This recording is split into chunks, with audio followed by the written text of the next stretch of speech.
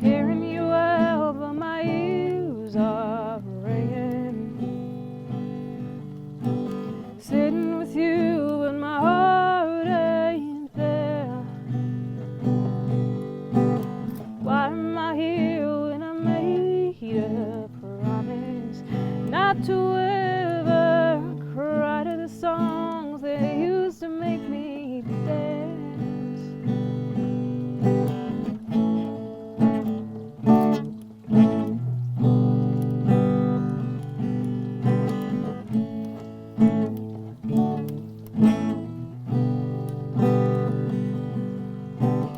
Standing outside with the porch door swinging.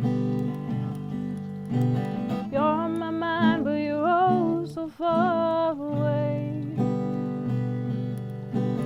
Pen to the page, write your heart out, honey. Can you tell I'm looking for clues in the space between the lines? Me and my wild horse mind.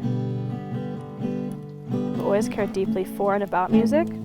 Interestingly enough, my introduction to and love for music came from country music.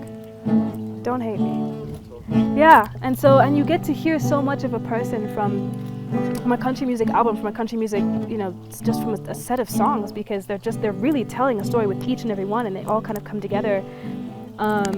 There's a sister group, Maddie and Tay. They just released a beautiful album that I've been listening to on repeat, and I love it because there's the story of the song, and there's the story of the album. There's the story of like the first 3 songs and the second 3 songs, and you just get a really wide berth of the person, of the people, of where they are, of how they're existing in any space at any given time, which is incredible. So that was my first foray, was country music.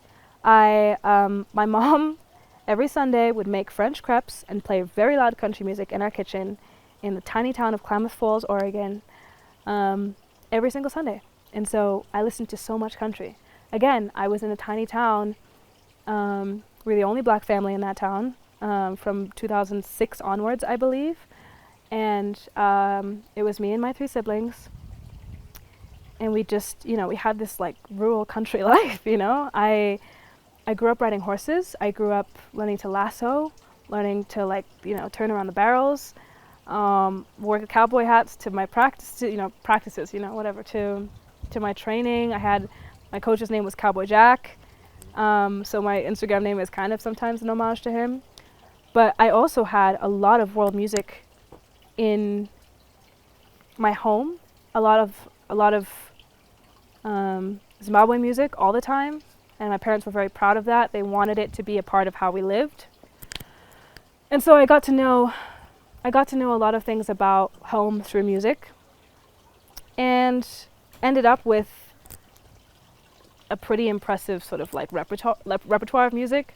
I remember one of our favorite stories my siblings and I like to tell is how we got our Green Day CD confiscated because we listened to American Idiot so much that our parents were very concerned about our influences. Country or is that rock? No, that was rock. Okay, That was rock. Okay. That was fully rock. But we were obsessed. We loved that song. We loved that CD. What's it like being back in Zim? Oh, I love it. Growing up in Oregon. Yeah. When did you eventually come back to Zim for the first time? 2012. 2012. And you were here for how long? I was here from grade 7 up until upper 6. Okay. Yeah. Was it a stark contrast going from being like the only black family to being in Zim? Yeah. Did you feel more comfortable did you feel alien or? Very alienated for a long time. But not necessarily because of anything to do with blackness or it was mostly just because I was adjusting to a completely different culture, to a completely different hemisphere. I went to a school that had uniform requirements where my previous school's requirements were not as strict. I was steadily in a space that required me to,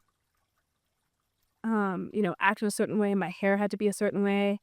But I was also a little confused because I was like, wait, why am I not allowed to have like my braids as long as I want, but like any other girl with like 1A, 2A type hair can have her hair as long as she wants, you know? There were a lot of elements of confusion that I was met with in a different racial space for sure. And so I had to navigate that in a different way, but mostly it was school. I was kind of like, okay, I'm now in a British education system. I have to work 20 times as hard. I don't know how to. I just got here. I think I was in school 48 hours after landing in Zimbabwe. Oh no. Oh no. Yes. No adjustment period to Zimbabwe? No. Oh no, that's That insane. was my adjustment period. That's a wake-up call. Oh, for sure. Oh, you didn't even get to acclimatize to the slang, to the way No, people oh my God. interact. No, None of that. You none just of that. thrown into it. Yeah. And so then it was like, what's it like at McDonald's? You strike me as very outgoing, but Mhm. were you like shy in school, or were you I was very introverted at school. Mhm. I was not. I was only outgoing in places where I felt extremely comfortable, and school was not one of those spaces for me. Particularly when I went to high school, there was a lot that I felt sort of alienated from and by. There were a lot of difficulties for me in, trying to find my place there, because I think I was too American to be with like a lot of the Zimbabweans that were there. They were like, yeah, but you're not properly Zimbabwean. You're like, you're American. And then they were like, the international students were like, yeah, you kind of get it, but like, you're Zimbabwean.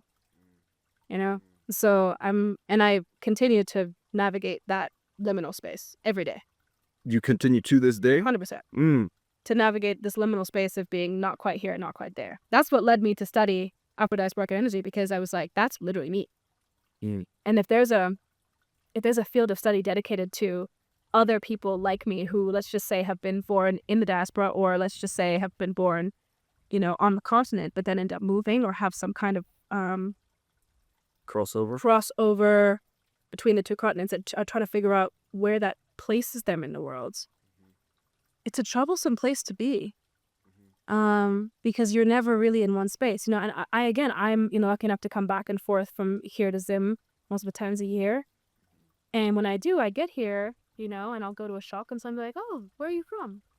And I'm like, I'm from here. Look at me. Yeah. from right here.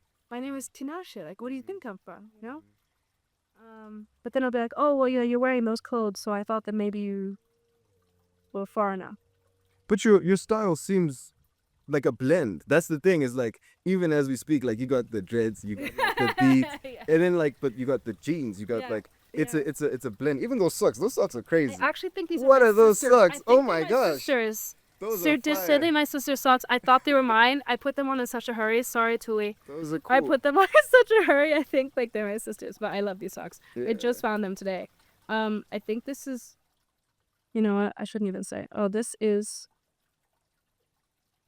This is Kentucky Brown Jackson. Oh, cool. Okay. He's Kentucky Brown Jackson. Kentucky's. Right. I don't know. I just said Kentucky Brown Jackson. Who? So, Ketanji Brown Jackson, I believe. Katanji, my bad, my fault. You're good. I believe is like a purporter of civil rights and justice in the United States. Now, I don't know anything more than that. That's okay. So Cowboy Tin. Where did Cowboy Tin come from? It's like just an homage to my first love, horses. I grew up riding horses. I was a show jumper until I left for university. I competed in Zim for a long time. What sort of person are you? Great question. What genre of I- human oh, there is is that no- I'm oh, listen, experiencing if right you're gonna now? try, hold my hand. I'm holding on for dear life. For dear life. I don't know where we're going. If you attempt a genre, you will fail miserably, and you'll just still be confused. Amen. I would recommend just look and see what happens. Doctor's orders. Okay. Amen. Okay, great. Hands up. So show jumping. Show jumping. Yeah. So Okay. for those who don't know, that's You're the first show jumper I've ever met in my Oh life. my God, By the that's way, so this is exciting. special. Also, Oh I my feel God. bad that I'm giving you the left hand. It has to be the right hand. okay. I appreciate Yeah, it. yeah. Thank you. I started riding horses when I was 5. Horses were the only thing that was bigger than me that I wasn't afraid of. Big time scaredy cat as a kid. Big time. Scared of my own shadow, But my parents took me to a fair, and there were pony rides, and I went up to a horse and was just kind of like, oh, my parents were very shocked. And they got me horse riding lessons, God bless. And I started riding Western at the age of, I think, 5 or 6. You know, I was on a horse more than I did most things. And then I had lessons every week. I started doing as many as possible. I didn't really compete when I was in the US until I went to a camp because I wanted to transition from Western riding to English riding. So Western riding is different saddle, different tack, different styles, different pace names. So you have the walk, which is just when a horse is walking. You have the trot, which is normally when the person is going up and down. That's the trot. You have the canter, which is between the trot and the gallop. So it's the pace that's kind of with the most cadence. It goes ba-da-da, ba-da-da, ba-da-da. That's the case of a canter. And normally there are different. It's called loping in Western riding. It's called cantering in English riding. So I went to this camp in California, and I met some really great people. And I slept in this lady's living room with like 6 other girls for the summer, and fed the horses every day at 6:30 a.m. And we went out and we rode. We had practices, and I learned to jump there, and I absolutely fell in love with jumping. And so when we moved to Zim, my first task was like, I need to find someone to ride. So I started off at Chipungu, and that was like one of my first forays into riding in Zim. At that time, still, I have to say, I was one of the only Black people in that space. I can imagine the horse riding community in Zim can't be big for Black people. Also, it's a very inaccessible sport, so I got very lucky and was very privileged to be able to, you know, have people to support me in riding. I had leased this beautiful horse named Bacardi, God bless her. Her tail would never grow, but she jumped for me. She was so strong. And I rode with Chipungu for probably a year and a half before I switched to CC Equestrian, and that changed my entire life. Charlie Crockett changed my life. She's a tough coach. She's a no-nonsense coach. She and Ricky really just like led me into the competitive sphere in a way that like you're all in. You know, I had like 5 a.m. practices before school. I'd go up to the yard, and my dad would drive me, and then he'd go on a run while I was Where you practice. He'd come back, we'd get in the car, go home, shower really fast, and then go to school. And there were many times I would actually just end up showering there and then go to school. It was my absolute love, you know, and I still hold the absolute, just so much love, so much respect for that sport, and for the people that continue to do it. I chose not to go to South Africa and pursue that more professionally. I chose instead to go to the US and pursue my education. And I'm glad I did that. I don't think it was the wrong choice. But I obviously missed the sport so much, and competing in, you know, South Africa and Zambia and Congo were a lot of things that my team was doing. We had a big truck, we put all the horses on it, drive them all the way across the continent. When I was 18, I think, got my first horse, Wisconsin. What is the horse called? Her name is Eagles, Wisconsin. Eagles, Wisconsin. She was nicknamed Westie. Okay. Eagles, Wisconsin becomes Westie? So we got her from, I believe we got her from Bloberg in South Africa. And she was with a yard that pronounced her name Wisconsin as West Concern. And that's where Westie. West Concern is crazy. West Concern is crazy. Yeah.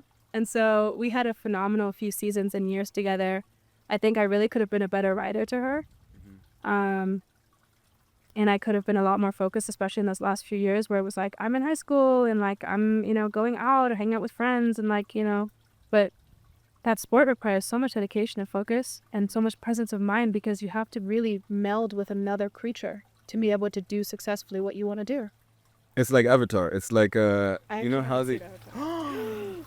Wait, like Blue People Avatar? I haven't seen any of the Blue People. It's been out since like 2009. Like 2009. Oh my gosh. Well, okay, so in Blue People Avatar. That's what I'm going to call it from now on. Because there's the Last Airbender. That's the real. Okay. And then we have Blue People Avatar. Maybe I shouldn't say that. Maybe I'll be in trouble for that as a filmmaker. Okay. But that's smart. They have that whole thing where you basically, the creature that you ride, you kind of have to choose each other. Exactly. It's not like you just say, oh, that's my horse. The horse says, that's my person. You kind of have to become this one being. It has to be mutual. I think that's so cool. Yeah. Have you ever incorporated horses into your artwork? I try to. there is a group of phenomenal cowboys who have been there for a long time in literally the middle of Philadelphia that I have been wanting to do a project with for a long time. I want to go photograph black cowboys across the United States. In black and white. Yes. Monochrome. Yeah. Why? Well, so like, I love monochrome so much. Yeah. I think that it removes all the distractions. What's that? And it allows you to focus on the most poignant part of the image. Absolutely. What is it about monochrome that drew you to it? Because also being colorful, Yeah. one kind of has that tendency to maybe lean on color to tell a story in an image. But like, for example, here, like, oh, green, bright, it creates something. But then when you take away that color, what happens? Right. Like, what becomes of the image? Correct. So, Great question. I found monochrome because I wanted to be a film photographer, but I didn't have a film camera. And I knew what I wanted my images to look like, but the tools at my disposal were digital. And so I went with black and white because I knew that my goal was always like, stop what you're doing and look at this. That's what I wanted to shout from the rooftops with my photographs, was like, look at that. Just look at it, feel it. Feel it so deeply you can't move. Be rooted to the spot. The images I wanted to make were rapturous images. And so what I had was so much experience with digital photography. My dad, God bless him, gave me my first camera when I was 16. And from there on, I was in love, you know? And I took photography and did a really interesting project, which I think you've seen is it's the project I did in 2018. Tipping to grayscale. And that was a project where I should probably admit this now because otherwise I never will. I had a project due at 8 a.m. that morning for my art class, and I was going to submit photographs, and it was 10 p.m. and I hadn't done anything yet. And so I was like, I can't do it now. Like, I'm going to wake up 3 a.m. I'm going to put some lights on, I'll get some flashlights, I'll make something happen. And I was really interested in this idea of like sort of the lack of a voice, the lack of, feeling boxed into a certain identity. I was exploring all these things, again, like we've talked about, navigating different identities. I was at the beginning of that. I was really at the genesis of this ideology of the in-between. And I was able to navigate that really through images. And so I wrapped very different materials around my face. And there were a lot of moments in that series where I couldn't breathe. So it was self-inflicted, but I sort of, in a lot of the things I do, and a lot of the projects that I do, particularly visual and, any kind of, I think, arts project that I do, the depth of feeling equal to the depth of the message is very, very important to me. I did a project with my friends, God bless them, man. I did a project with my friends where we were in my pool and they had the blue, the net that they put over the pool to prevent people from drowning. I had them underneath the net with their faces up like this, like just above the water. oh, that's horrible. Correct. So now I'm holding this net to make sure nobody drowns. Yeah, Obviously, please, thank you. When you see these images, it looks like someone's like drowning. And so I needed that. I needed what was in my heart, soul, and brain to be visualized. That project that you said was due at 8 a.m. Yeah. So you had something already planned and then you just completely scrapped it. You're like, I'm going to do something. And then you just, in that moment, you had the ideas. I didn't know how it was going to come to fruition. So that 3 a.m. and I think like it really has been one of my most successful projects to this day. There is still a photograph from that project up at Bennington, in one of the main atrium rooms that it's above a piano. It's a massive, massive image. Another thing, large scale. That was another thing I learned to work with. So monochrome really was the way that I wanted to be striking and to tell a story and be like, look at me, I'm here. Look at these images. Look at these people. Look at the story we're trying to tell. And then when I went to college and studied photography more seriously and just dove all the way into analog, I was like, great. Now I know how to make analog photos. Now let me make some color. I didn't start wearing color until I was maybe 20. Yeah. I got rid of all the color in my closet in 2017. My good friend Tam will remember this. I went vegan. It was a very militant vegan thing. It was great for the time. So much respect to the vegan community. What happened? What drew you away from veganism? I actually know that. Don't even worry about that. It's an interesting story, but that's fine. Okay, go for it. Let's upset the vegans. Let's do it. Oh no, it has nothing to do with the vegans. Okay. I went on a bulk. Oh, so you realize I needed more protein than I could, because it was about like the volume of food I was consuming felt unhealthy. Like force feeding myself that much tofu was getting to be a lot. And I didn't feel like I could achieve my goals without reintroducing eggs. At least I started with eggs, and then I went to chicken. Bit by bit. Bit by bit. So you still have work up at Bennington? I do. I had work up there for a long time. A project called Blowout to Bennington, which was this like Phenomenal inter-diasporan project that I did and created by one of my very close friends, Albert Alexanian, who has been a collaborator of mine for a very long time. Yeah. So I still have work up. I love that work. I am looking to get more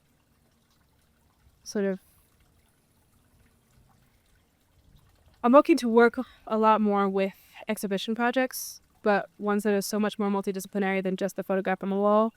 I'm noticing a theme here where your work is conceptual and conversational at the same time. It's very naturalistic, but you grapple with these very complex ideas.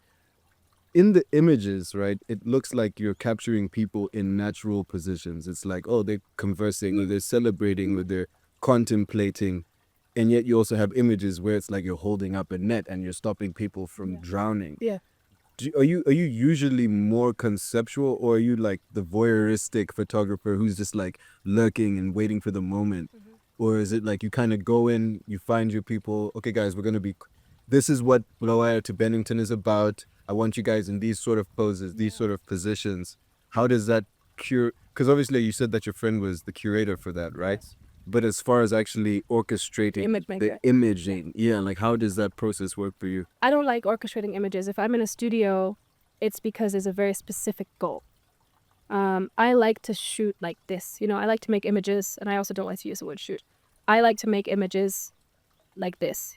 I'm sitting down, you're telling me a story, and I'm just like, all right, keep telling me the story. Like, I'm just gonna just keep talking for me. Like, I'm over here, camera's here, you talk to me, and I'm just gonna click when I see an emotion come through that shows me something.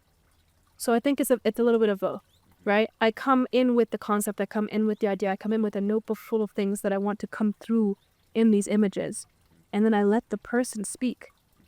Because the most important thing, especially when I'm working with portrait photography, is it's about the human behind the lens. It's also about the fact that the moment of capture, so to speak, tells a very, very tiny part of the story of how an image is made. Tina Campt influenced my photography in a massive way in her book, Listening to Images, where she talks about this incredible idea of how the moment of capture is almost the midpoint, right? There's the part that happens before the image is made, the person's history, how they came to be in the world, right? And then you move to how they came to be in the space with the images, how they came to be with the image maker. After the moment of capture, how are the two people interacting post, collaboration, right? So if I'm with a sitter, for example, and or with a participant, and I'm working as the image maker, I am in a position to not only, sort of quote unquote capture what they want to imbue into this idea that I have, right? So I'll communicate, like, this is the idea that I have, this is what I'm working with, this is what I'm trying to communicate. These are how my ideas are coming to fruition. How do you think you fit into this? Do you have a story to tell that goes along with mine? How can we walk in parallel to this project? And then I let them tell the story, and I make the images as the story is being told. There are projects I've made, like the one with the net, with the one with the bathtub, all those ones where I could not leave enough.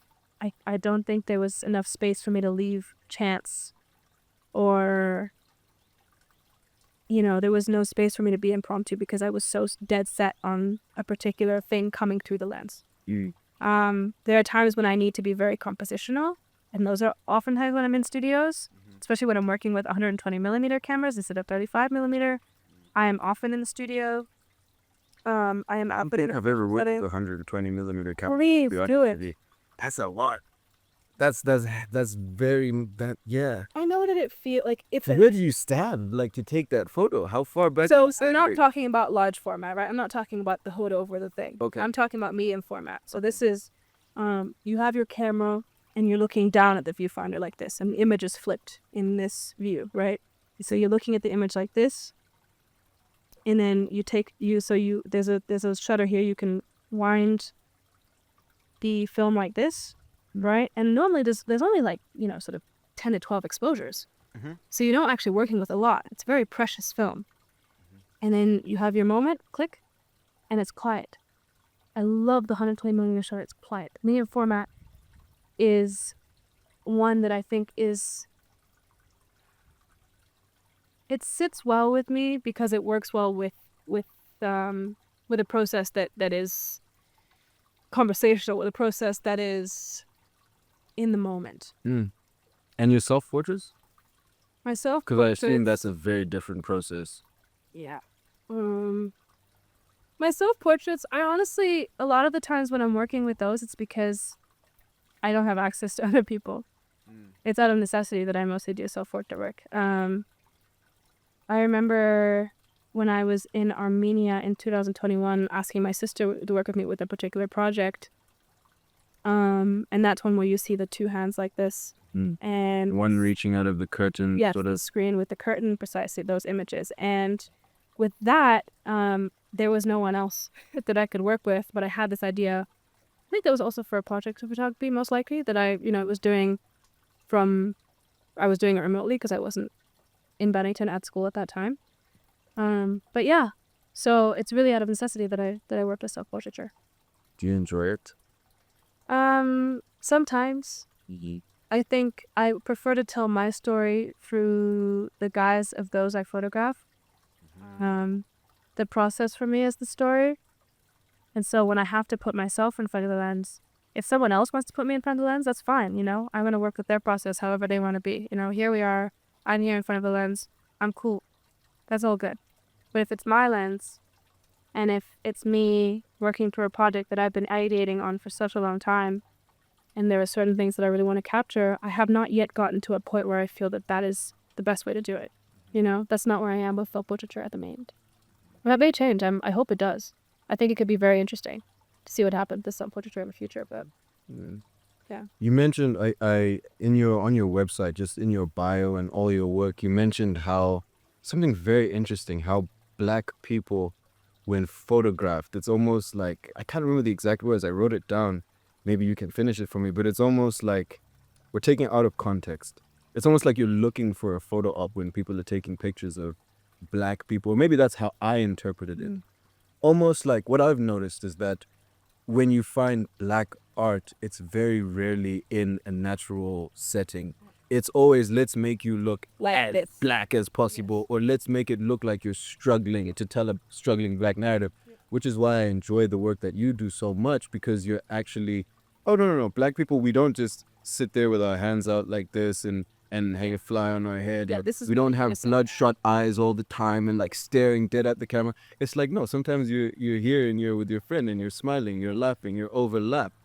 I think it's crazy how nuance is like that. Something as simple as even you saying you don't want to say shooting, because you're not capturing someone. It's like you're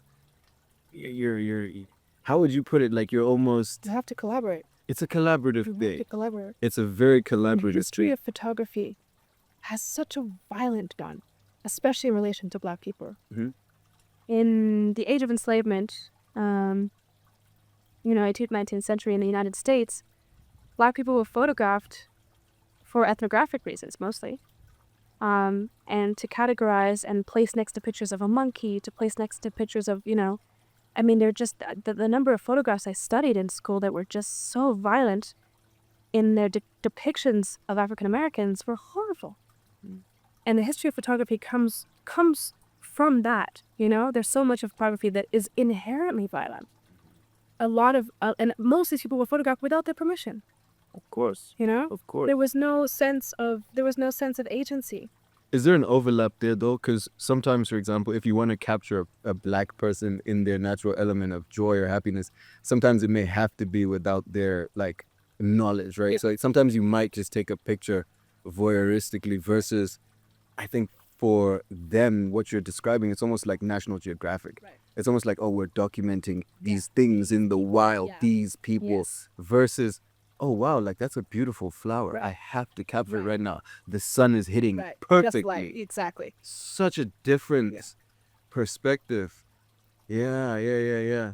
Who are some of your influences? Do you have photography influences? I do. I have many. Let me think. My number one is Andile. Number one. You're putting me on, by the way. Okay. And my whole audience, I don't know who's listening. They probably know, they might not know, but you're putting me on. Andile is a phenomenal photographer, phenomenal artist, phenomenal thinker. Their process, the voices they amplify, the people that they amplify, phenomenal. I love them very much. Clifford Prince King taught me a lot about photography, a lot about how to look, how to see, how to compose, how to photograph with friends, how to place the familial and the familiar, in the frame. Terry Body, who was a former professor of mine, taught me so much about photography. Alexa Nicole Coran taught me, she teaches me every day, she teaches me every single day about just the thought that goes behind it, the fact that we have to be historically informed, the fact that we have to be culturally informed when working with images, because they're telling the story to so many people that you don't even know, so you're acting as a representative whenever you pick up that lens. You're always acting as a representative. You're always acting, in your own right, but also you have to be you're looking back and forward at the same time when you approach the camera. And you have to be so cognizant of that and the weight and the responsibility of the way you tell a story. And Alexa does that so well. I won't list her necessarily as a photographic influence. I mean, Tina can't for sure. Is a photographic influence. My former professor, Dr. Lyon, was phenomenal influence in terms of art history, in terms of maintaining an informed approach to any kind of art making, in terms of the anti-erasure of blackness in history. My God, by leaps and bounds. I would also say Kennedy Carter. I love Kennedy Carter's work. I'm forgetting somebody, and I'm gonna watch this back. It's gonna make me mad. And you send them through and you add them. You have such an array of influences. I would love to, even as we're talking, show them. Yeah. Oh my God. Please do. Comparing. Please, first. Yeah. I got a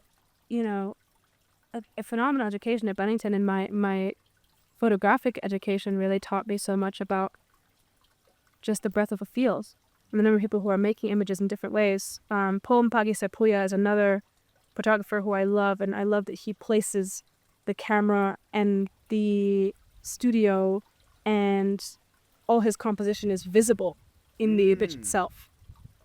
Yeah, so the process is a part of the image. You're part of the team. It's incredible. Yeah. It's how old is that artist? Is it an older artist or is he a younger artist? Sepuya is likely in his 30s. 30s. Yeah. Okay, young. I'm noticing now we're seeing creation become more inclusive. I agree.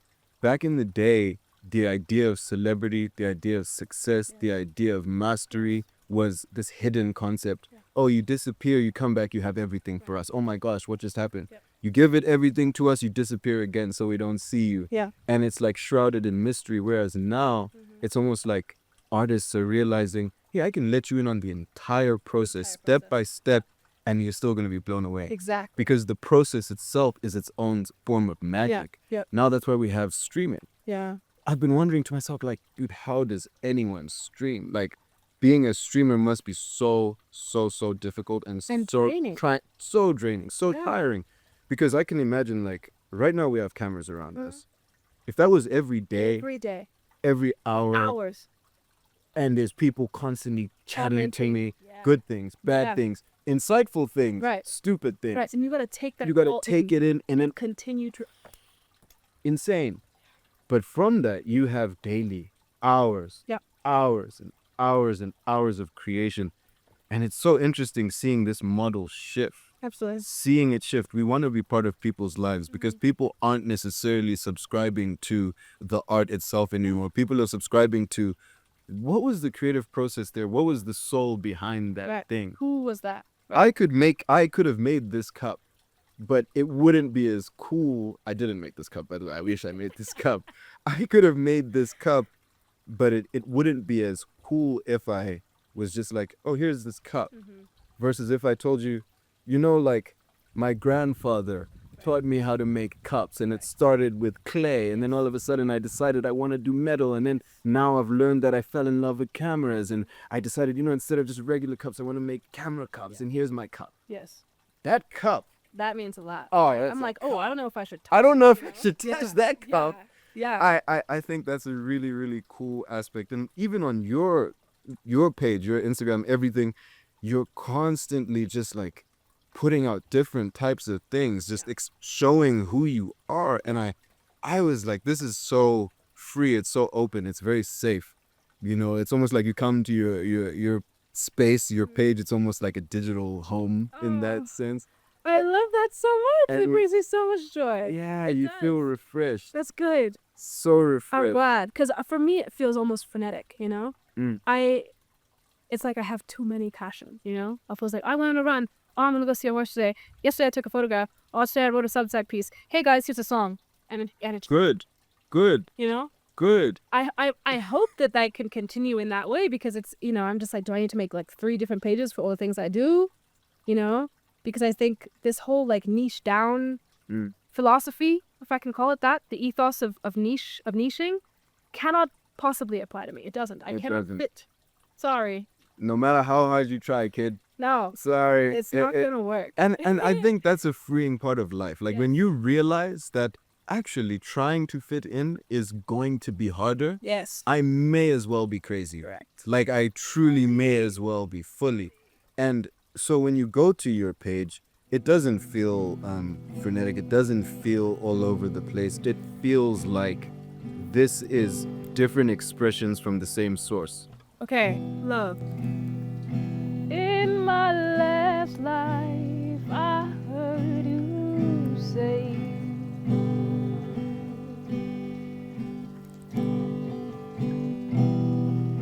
you had no regrets, you'd keep it this way.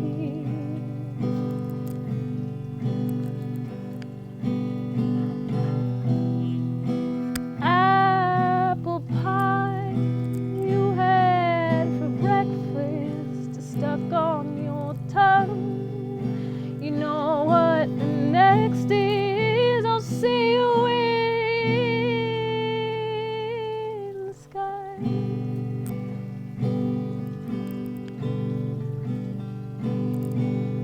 Lots of cloud cover. You left me alone.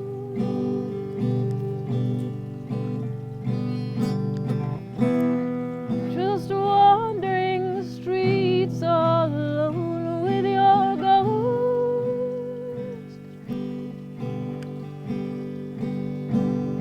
Wish I'd said something, let out a shout. Wish I knew better than to just close my mouth. Oh, you, oh, baby, oh,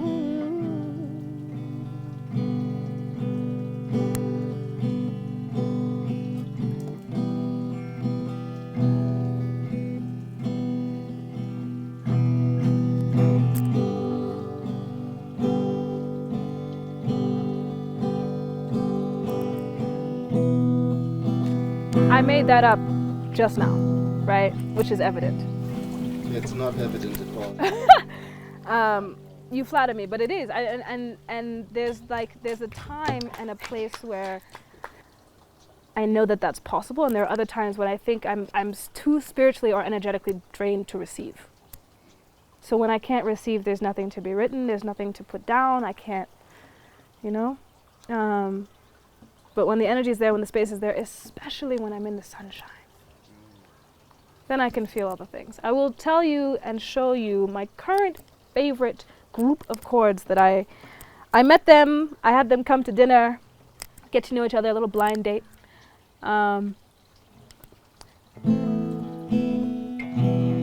So when you're singing, sorry, if you don't mind. Absolutely. When you're singing these stream of consciousness songs, like when you don't know what you're gonna sing in advance, as you're singing it, are you seeing a story? Are you It's very visual. It's very visual. It's visual, but the words then, like, it's almost as if you can pluck a sentence out of the sky, you know? So as I finish one sentence, there's like 3 options. So I'm like, all right, which one do I want to pick? And then whichever one feels like the one that fits the story that's unfolding visually best, that's what I gotta do. You're having fun. Oh yeah. You're playing. Oh yeah. It's such a beautiful game, you know? It's like playing tag with the universe.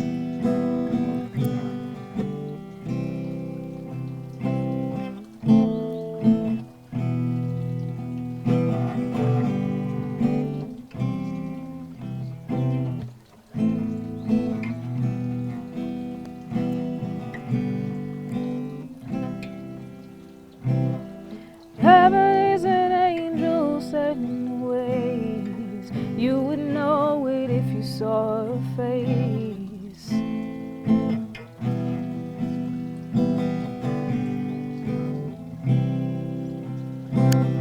Heaven is an angel set in ways. You would know it if you saw her face. Oh, windswept and looking for you.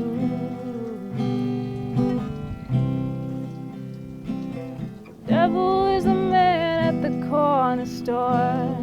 He said it's $2, but it's 4. Only for you.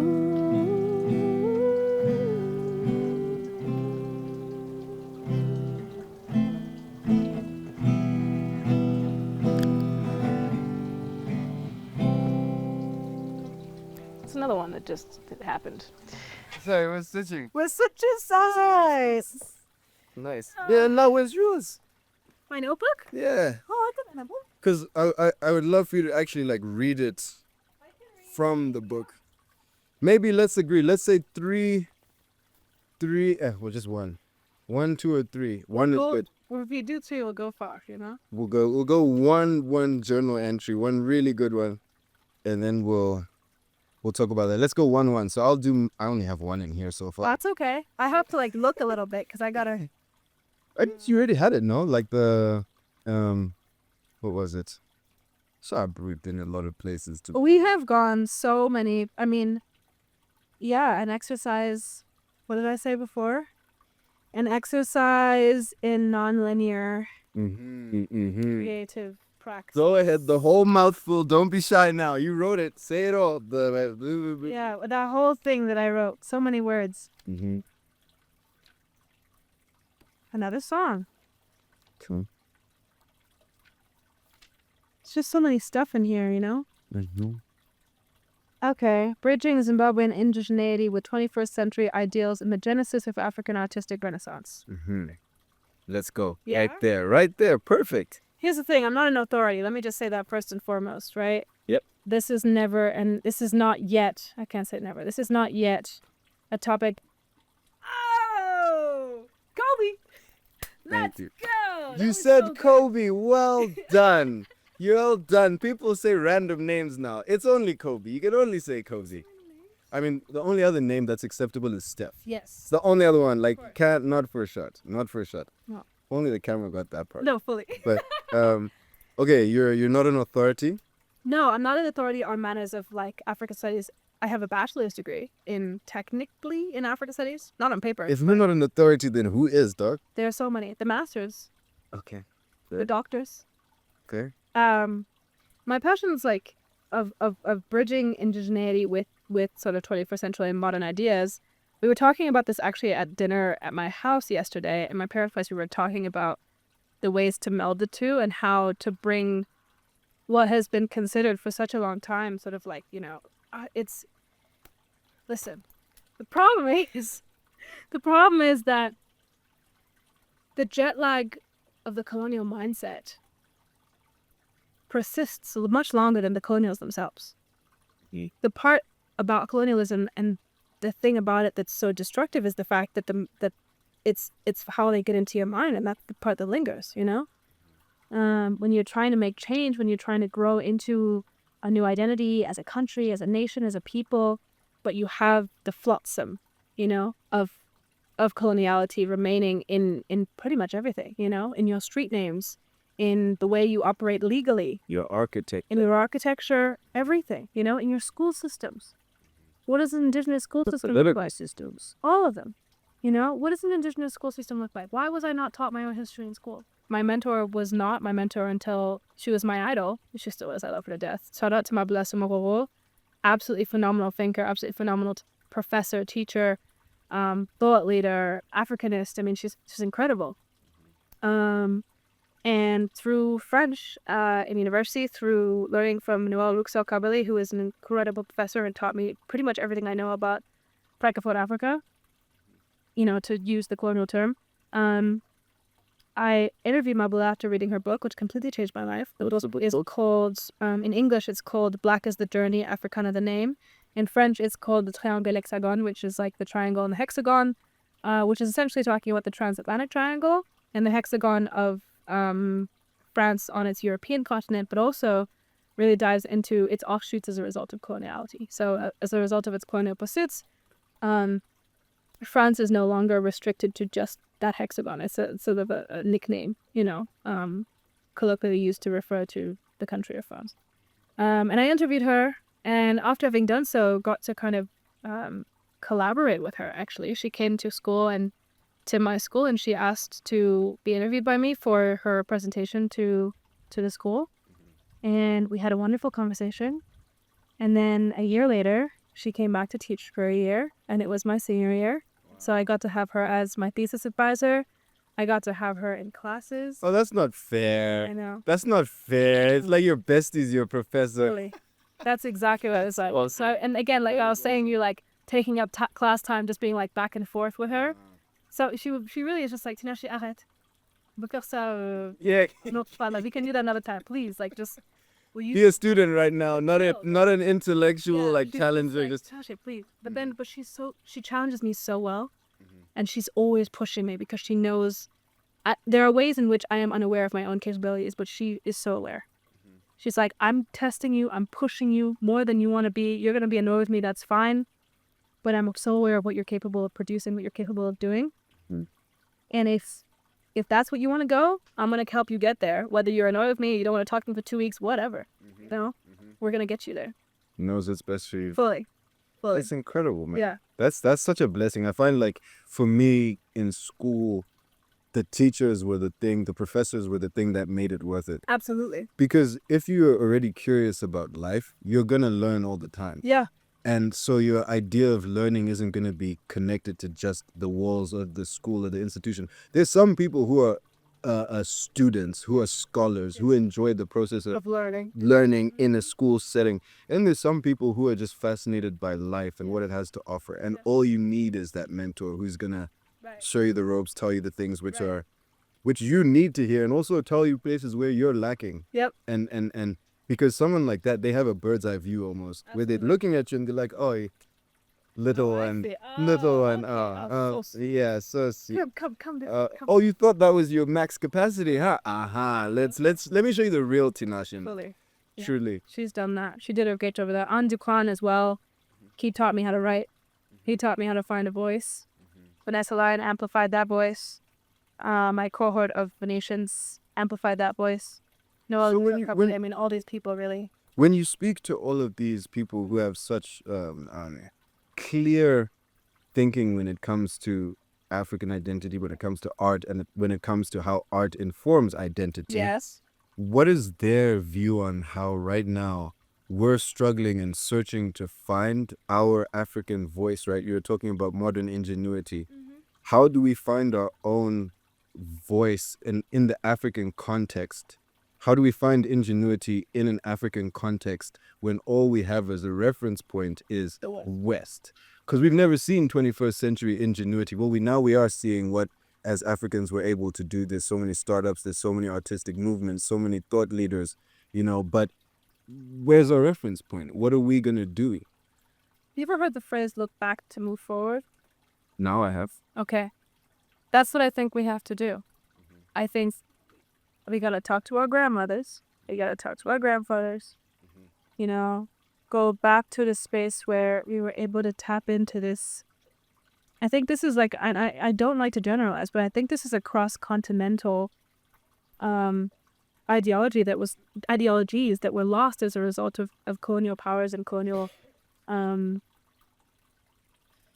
like mind washing, like brainwashing, fully brainwashing, but mind washing more than brain. I think like we think about the brain as the physical entity, but the mind is that which is utterly transformed as a result of being told a story, that is eventually internalized to the point where it's truth. If your truth is an aspiration to whiteness, you're lost. It's a futile gesture. It's a futile pursuit because Absolutely. realistically, it's not even about ideals. It's just about reality. Yes. You cannot be white. No, shame. Sorry. Best of luck. If you want to, Yeah. try your Best of luck. best. Try. It won't happen. No. And I think that's where also there's a sadness where sometimes if you're expressing your Africanism, it may seem like a rebellion against white ideas, but it's not necessarily. That's just fine, but it's not even that so much. It's just about embracing our own ideas. Decentering whiteness from aspirations of Africanness. That is one of the biggest things that I think. Because it's still a reference point. Like if you're still mentioning it as a thing, as the reference point, that means you're still comparing it. Giving it power. Too much power. No. This is what it is to be black. This is how I'm expressing myself. And look, a guitar, it's like a Western instrument. That's okay, but you're creating your own voice. You're speaking through it. Yeah. Like there's nothing wrong with white culture, with black culture. They coexist. It's a beautiful thing. Yeah. But it's about, you need to know your own limitations because as a general species, as the human race, we are weaker when we believe that we are separate because we're one, but at the same time also when we try to make ourselves seem like we're one thing, it doesn't quite work because there are nuances to culture. Sure. There are things which you can do at someone's house in Oregon, which in Harare you cannot do. So if you're existing within a certain framework and then you try and excel in another framework that wasn't built for you to excel, where do you think you're gonna end up? Right? Yeah. And we were talking about it like just before, leading back into the other point of manifestation is just about how quickly you can turn a thought into action. Correct. And that goes back into this whole thing about the infrastructure, about modernizing Africa. Yes. Look back, go forward. Yes. Back is a long way. No way. Forward is also a long way. But also back was 5 seconds ago and back is 5 seconds from now. And so if we have this awareness that things need to change. Yes. It's not about ruminating and discussing how much needs to change. Like, look, this is a podcast. We're talking about it. But in essence, the very act of doing this podcast is facilitating that change. It's actually acting on that change because we're saying, well, hey, people don't talk about these things as openly. People don't act as openly. Everybody looks at potholes. Yeah. And does nothing. And drives around. Everybody looks at the dirt roads. Yeah. But what I noticed when I came back to Zim from States, because I was there for quite a long time as well. How long were you there? When I came back, I noticed so much change. Okay. People can still be upset about certain things, but I've also noticed that there has been developments in certain areas where you look at it and you're like, okay, like where we once thought things were derelict and dilapidated and beyond hope, all of a sudden, a couple makeovers, a bit of money invested into it, and a couple people who actually care about preserving what we have as a nation, because we're the most beautiful nation, truly. Truly. Like, Yes. Honestly. 100%. All of a sudden you start to see, oh my gosh, this whole time we were being lied to. Yeah. And on top of the dilapidation, it's also that it's Western items dilapidated. Yep. So it's not even our own stuff. Yep. We're looking at broken dreams of someone else's past. Yep. That's insane. Yeah. What are we doing here? Yeah. Go build your own buildings. Make your own songs. Fully. I was having a conversation with my parents the other day. My mom said to me, she said, like, if I were a young person right now, I would move to Burkina Faso. I don't know. I wouldn't go now. It's tough. Being I in the understand. transition is difficult. In transition, I agree. But I think that there's going to come a time where that's going to be the place to be. As an African nation, leading your own charge, kicking out your colonial power, your former colonial powers, ensuring that your national resources are preserved within your own nation, that you're able to provide economic stability, that you're able to provide like agricultural stability, that you're able to produce and manufacture electric cars in your own country that are honestly more powerful than the ones being produced in the West. Which we as Zimbabweans have the capacity. We have huge lithium deposits. Absolutely. We have the capacity to be this whole EV race, to be the top of it. We are in a position where if we really played our cards right, Yep. we could be a power player Top in of the that. pops, easy.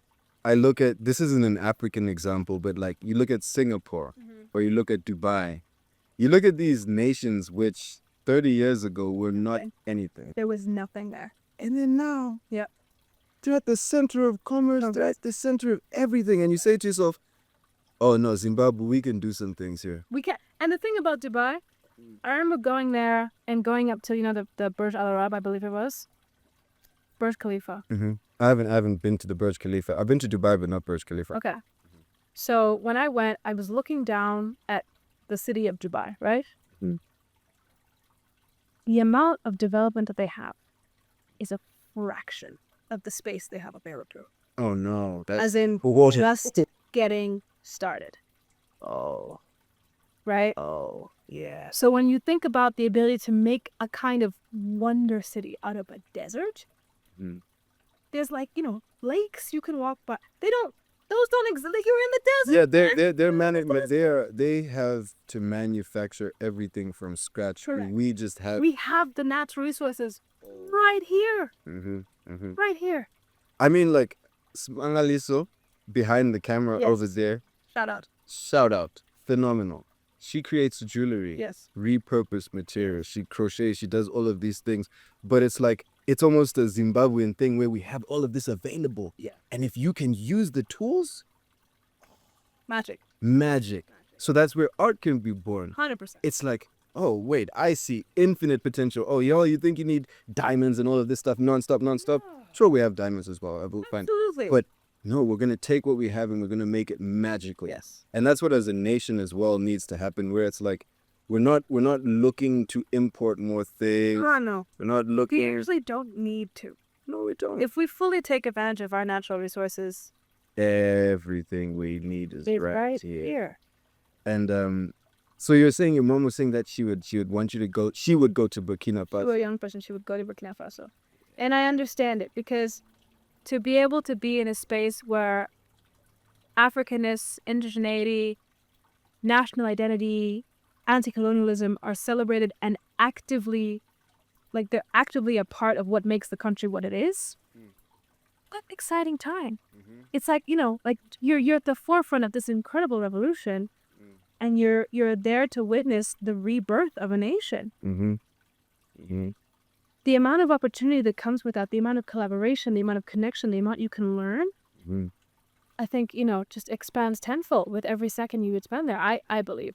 Now, I've never been, but I really, really want to go. I was speaking actually with Eleni yesterday, so we're planning a trip. Who I have not met yet.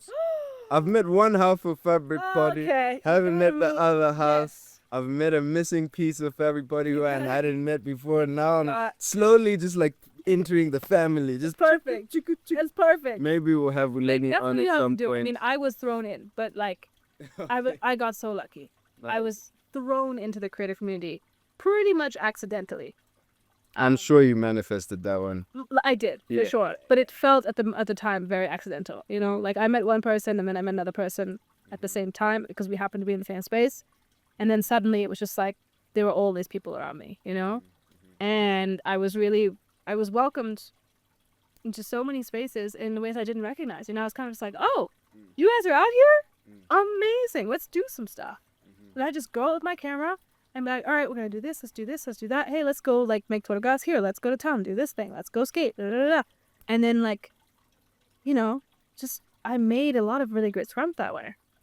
But of course it's very difficult because I'm absent half the year, you know? I'm not based here yet. And so as a result of that, every time I leave, there's more and more of a chasm between me and the people that I feel very, very connected to.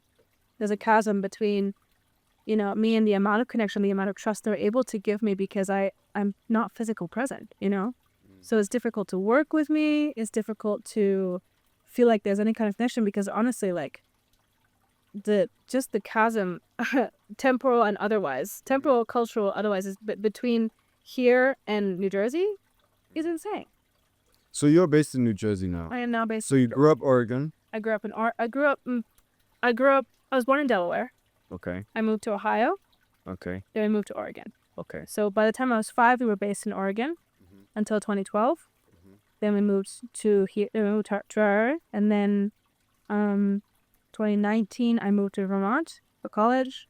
Then 2023 I moved to New Jersey. Wow.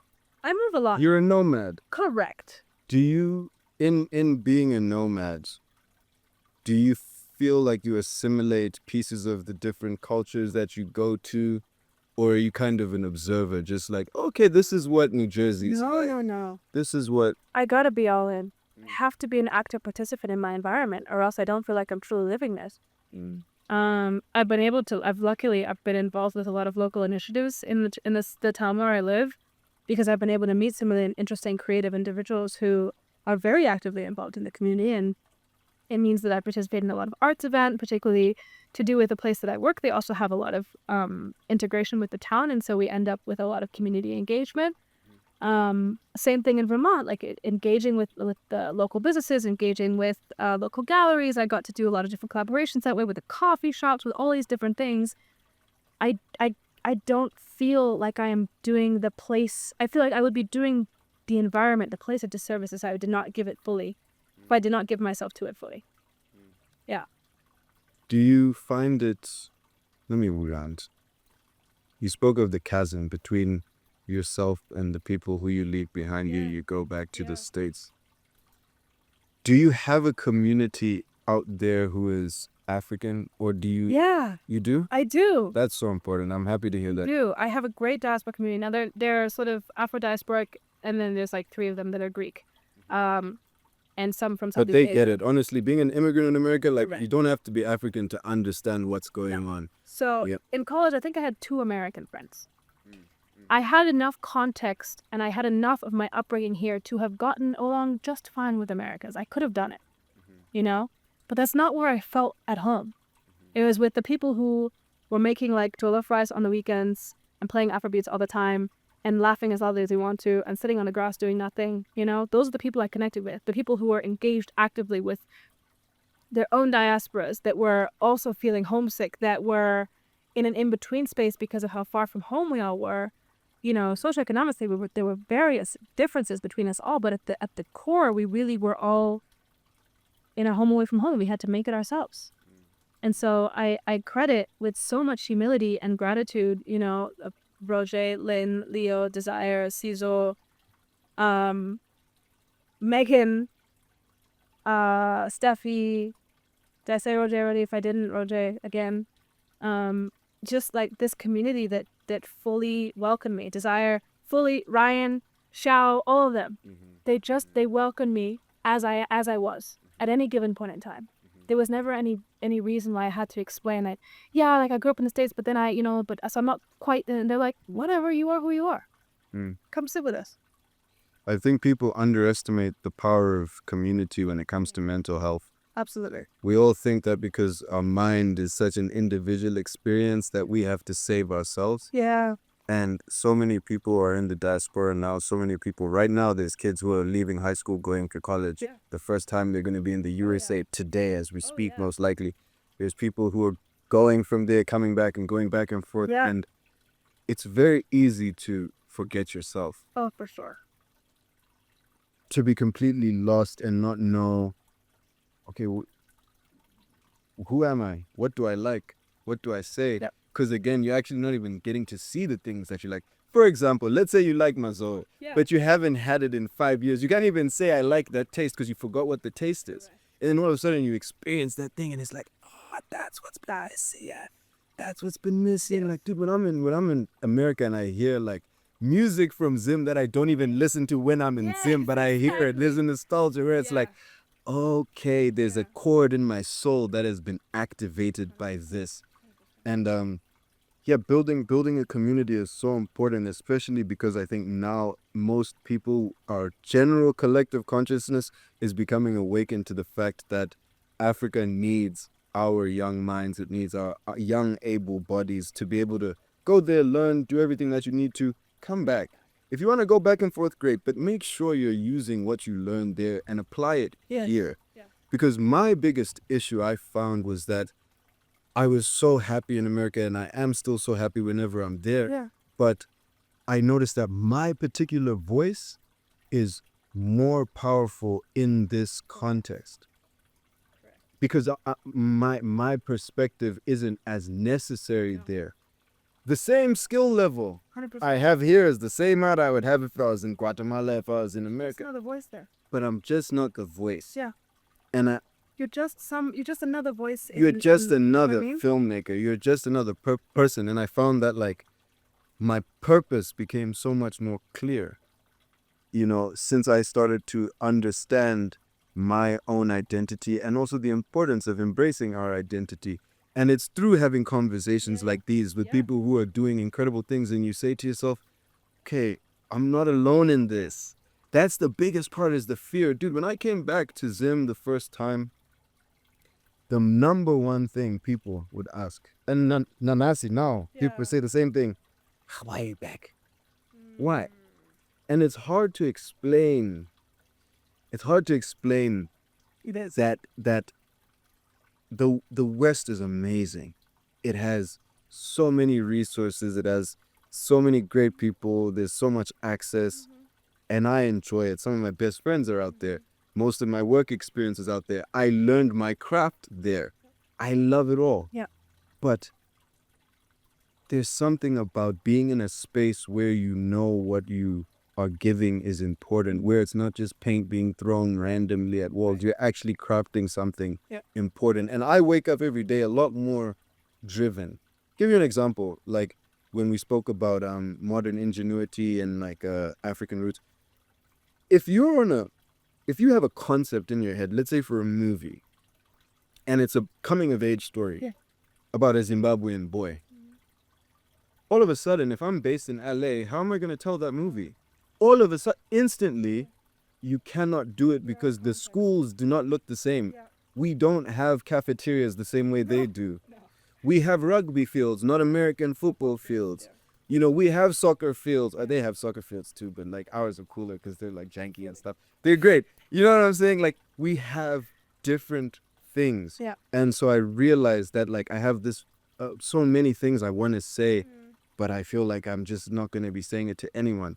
So I've found that I want to be able to tell stories in America, tell stories wherever, but the main context I exist in and the place where what I'm saying will have most power is here. Yeah.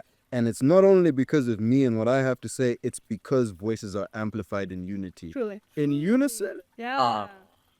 If I shout right now at the top of my voice, but if both of us do, Oh. the neighbors are going to hear it. Oh. And if all three of us do, Oh. the neighbors are going to hear it, and it's going to keep happening, and we have to do that. No one else is going to do it for us. I was watching the news the other day. There was a lady on the news. It's okay to wear wigs. It's okay to wear weaves. It's all that stuff. But someone actually made a very good point. He's like, why is it that like that lady, she's like 60 years old or whatever she is, and she still feels like she has to wear white hair? Why can't you wear your natural hair? Yeah. It's aesthetic. You can choose to do what you want. Personal choice, fine. Personal choice. But remember that when you're making those kind of decisions about how you face the world, how you're seeing your first impression It's the first thing people see is when they look at you. What's your face look like? What's your hair look like? Have you noticed how if you look at Arab leaders, they don't show up in suits to conferences or anything? No, they're in there. They're Dripped in their, out. Oh, drip in their own How I am. garb.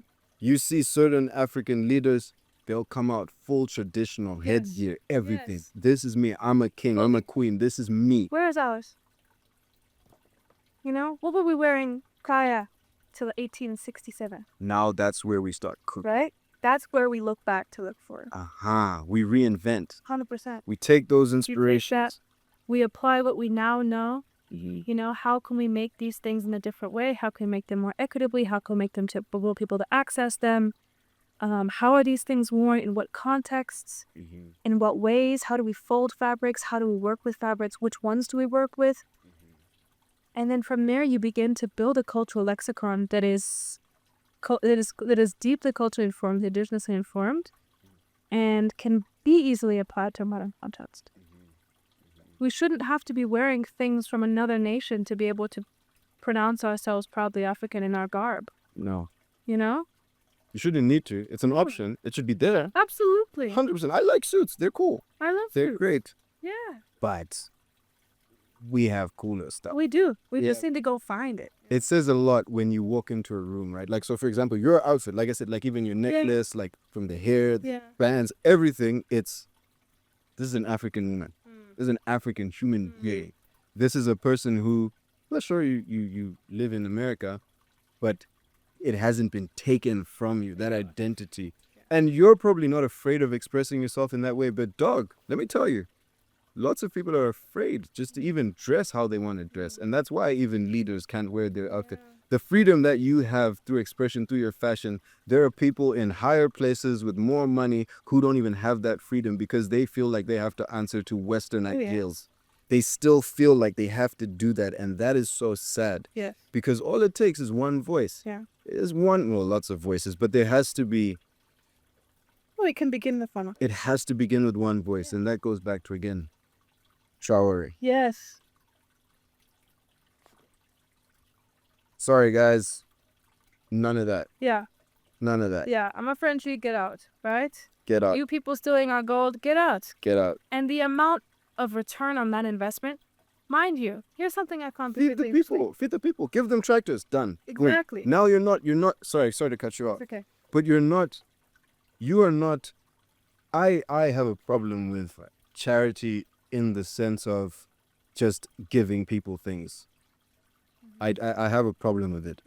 I believe in creating opportunities.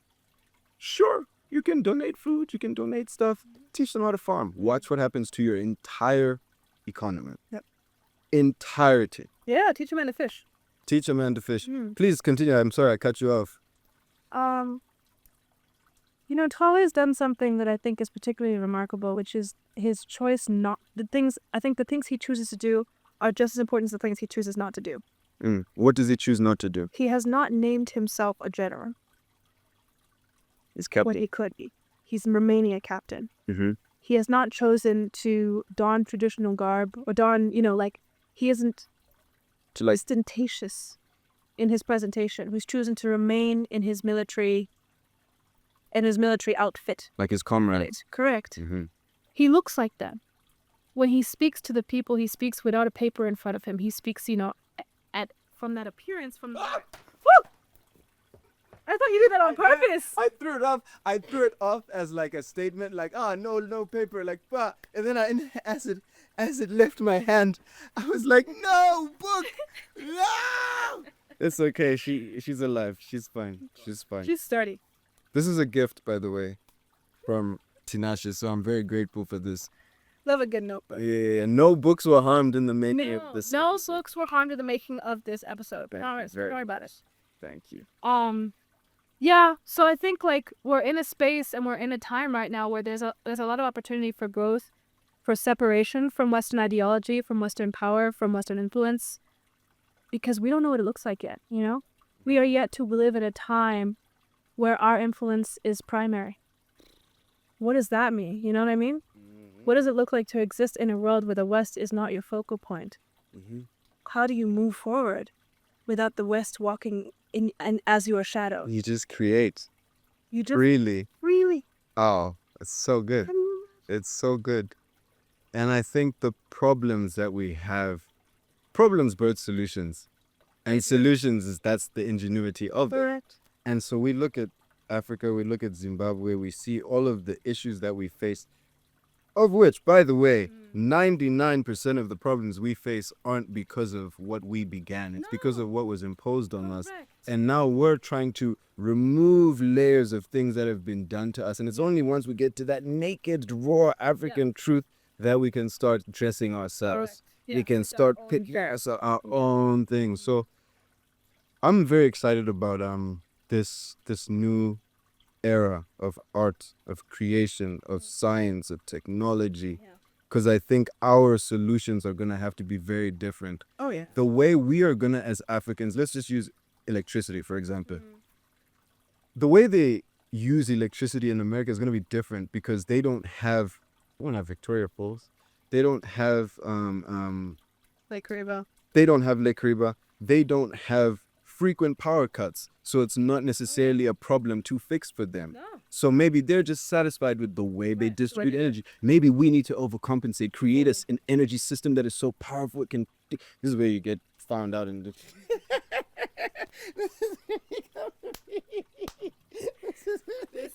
We're the sniper. Fortunately, I don't have the blueprint to do it, so just so they won't come for me. No, fully. We don't know how we're doing it. I don't know how to do it, But but the solutions that we need have to be. Our problems are so deep that while being the most resource-rich continent on Earth, we are also the poorest continent. Which means if our problems are so deep, our solutions have to be the greatest solutions ever. I truly believe that the greatest ingenuity, the greatest inventions are going to come out of this age of Africans. Not just back then. no, Now. this is the time. Listen, we're here at the right time. We're engaging at the right time. We're creating at the right time. We're in our Renaissance era. No, thank you, Beyonce. We're in our... Not the Beyonce shout out. No.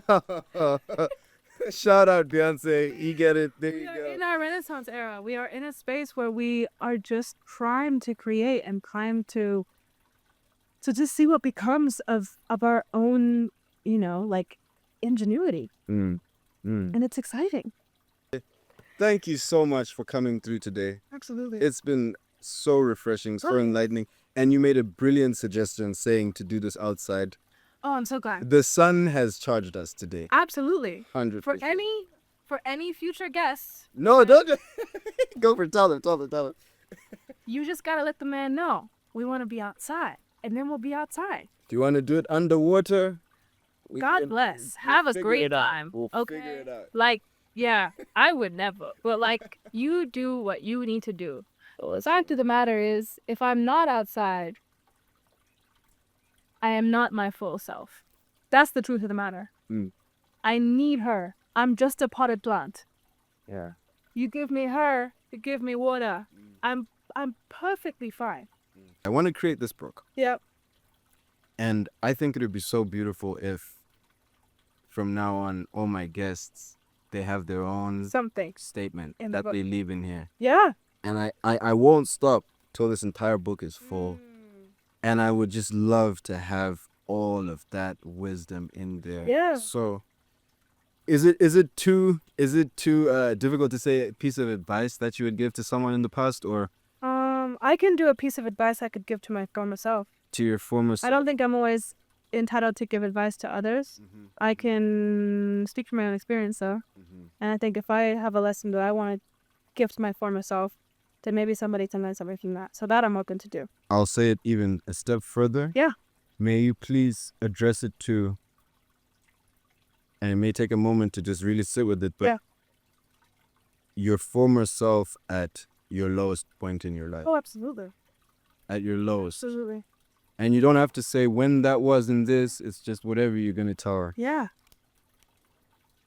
You know what this says? I have no idea. Flourish. Oh. It says flourish. Oh. The handwriting's very cool. It also is hard to read. That's cool. That's cool. All right, here we go. doctor's handwriting. Listen, I'm sending them 2 doctors. So, Oh, it was ordained. yeah, fully. It was No one ordained. is ever going to be able to read my handwriting. Let me think. That's fine. So I guess we can wrap it there then, for sure. Let's go. Amen. Amen. Daisy, daisy, flowers in your hair. Everybody's looking at the dresses that you wear. Skin your knees at practice, your mama always said. Hands are not for hitting, but you left me for dead. Oh, oh, oh.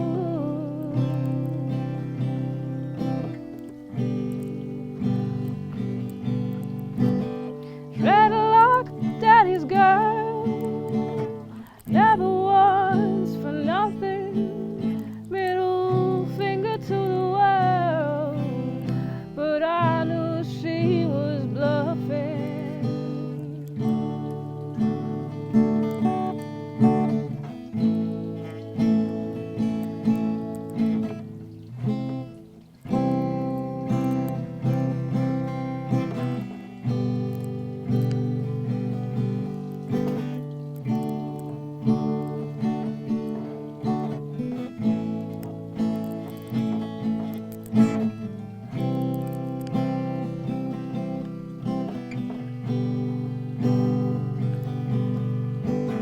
Chaos in a bottle, you crashed right into me.